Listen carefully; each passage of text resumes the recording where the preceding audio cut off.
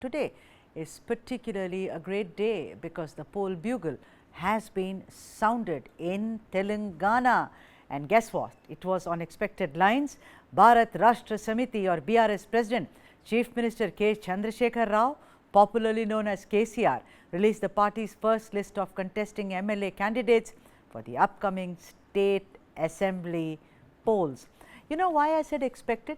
Because much like in 2018, KCR by releasing the list has the first mover's advantage, and second, as it is well known about him, KCR chose the auspicious day of Shravana Somavara to make the announcement.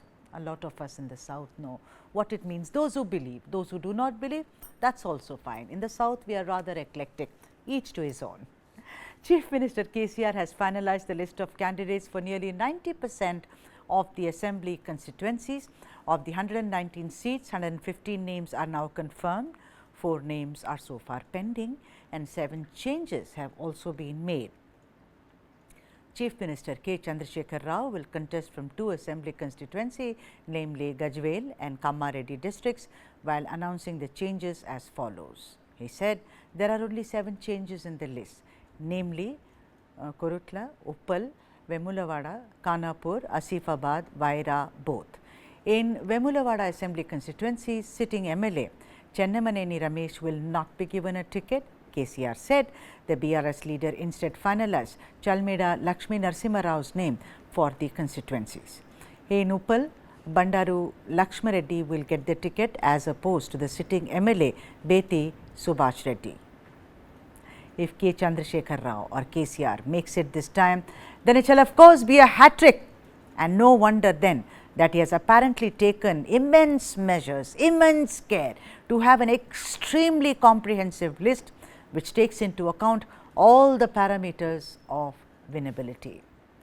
Let's debate with our experts as to how they see this as a list, although list alone we all know does not ensure victory in electoral politics.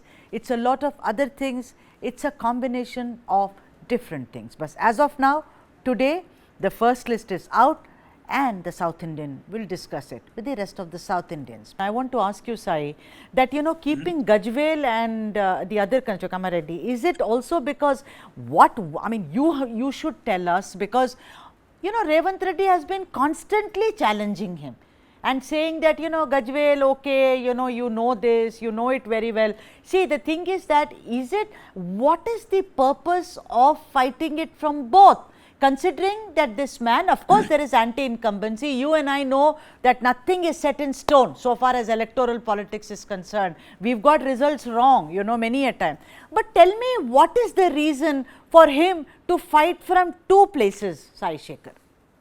Kamareddy comes under Nizamabad Lok Sabha seat, which is likely to be contested by Kavita in the upcoming Lok Sabha elections. And Kavita has made her intention clear already. And last time she has lost the election, and so Chief Minister's presence, perhaps if he retains that seat, he is sure to win both seats, and if he retains that seat, naturally that will boost the morale of the candidate contesting from Nizamabad Lok Sabha seat. This could be one reason, not that intentionally he wants to do this, but then initially my information was that KCR was considering contesting from Nalgonda, erstwhile Nalgonda district, leaving Gajwel, because he wanted Nalgonda district is a Congress bastion. Uttam Kumar Reddy is from there, Komat Reddy Venkat Reddy is from there. Many the Komat Reddy, Rajgopal Reddy, everyone, many Congress strongmen are there from Nalgonda district, as well Nalgonda district. So people thought KCR would go and contest there. That is why Revanth Reddy wanted to wean away KCR from seeking an election.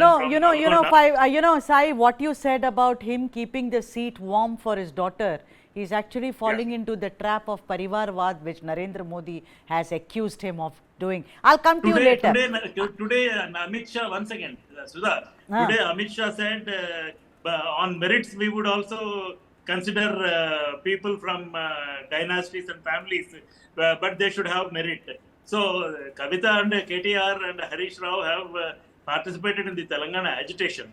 It's not as if, they were directly airdropped from KCR. Sure. You know, that's what the Congress also says. Sham Prasad Meka is here. Hi Sham, I'll come to you in a bit. They say that we have spilt our blood for this nation, you know, starting from Mrs. Gandhi, Rajiv Gandhi, you know, they say that we have made sacrifices, so therefore this dynastic thing does not stick, but it does for the opposition. I'm not saying for the electorate. Bhanuchandar, what do you make of the list?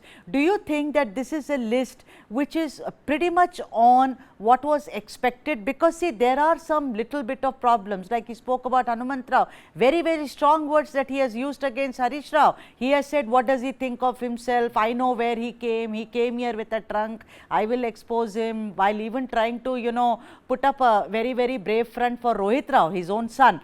I am asking you that, is this list taking into account what is most important, which KCR went to town saying, I have done a survey, I know what is the kind of wind that is blowing against apparently every candidate.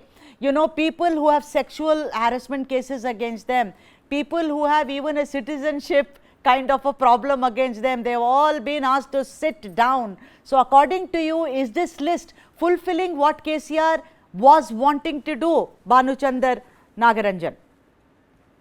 So this week seems to be that time when political parties are starting to play on the front foot. You could see that the BJP released its list in Chhattisgarh and Madhya Pradesh even before elections were announced. So I think BRS is also following the same route. But I think BRS has sort of taken a gamble, I would say, in announcing 115 candidates and with only 7 changes. So because, like you mentioned in your initial bit, there is massive anti-incumbency against the BRS. Yes. They've been there for two terms. So he's basically gambling and saying that I'm going to go with the same members. Let's see what happens. So that I think is a huge gamble. And given the fact that there are a lot of young voters that are actually not very happy with what is happening in Telangana with reference to the corruption and the lack of vision, which we can speak in detail, the skewed development of Hyderabad and so on. I think it's a huge gamble. Also, there are only 6 women that have got seats. So let's see how it pans out. And also, one of the things he mentioned was the friendship with AIMIM will continue, which perhaps it's understandable given that he's contesting from Kamareddy, which is like more than 35% Muslims. So it makes sense. So let's see how this pans out. But I think it's a huge gamble that he has taken against the resurgent BJP. Right. Sham Prasad, I want to ask you that one good thing about it is, you know, the series of sexual harassment allegations by Sarpanch Navya, you know, that case, and therefore the sitting MLA of Station Ganpur, Dr. Rajaya, has lost out. Don't you think that is a good move, you know, that is also creating perception that he will not tolerate such transgressions, as it were, KCR? Come on, Sudha. See, if there are sexual allegations, you are going to, sexual harassment allegations, you are going to drop the candidate from the list. Yeah. Is that the punishment? Is that what KCR want to try it out? Sham Prasad Meka, look at the list of Uttar Pradesh, you will be shocked. Come on.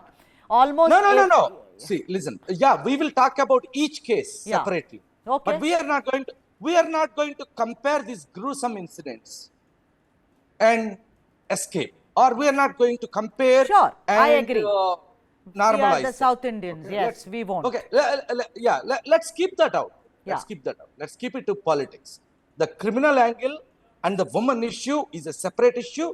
Then we need to tackle that. Be it in power or out of power, whoever it is. Okay. That's a separate issue. Let's keep that out. Now, what Mr. KCR is trying to do is, while he is not confident, he is trying to be seen as confident. That's the exercise that he is trying to do, and which is obviously his prerogative. He's bound to take some narrative forward. That's what he is doing. But on the ground, there is a lot of huge tenure of anti-incumbency, and there is this parivarwaad is not an issue, right? Let me tell you, this is a made-up issue. People are worried about the family-run corruption if there are a couple of people from your own family, if they are talented on their own, if they come up, people doesn't mind. If the family together runs the show of corruption, then people will take it. Okay, that's what is happening in the state of Telangana. All right. Hence, that is the issue.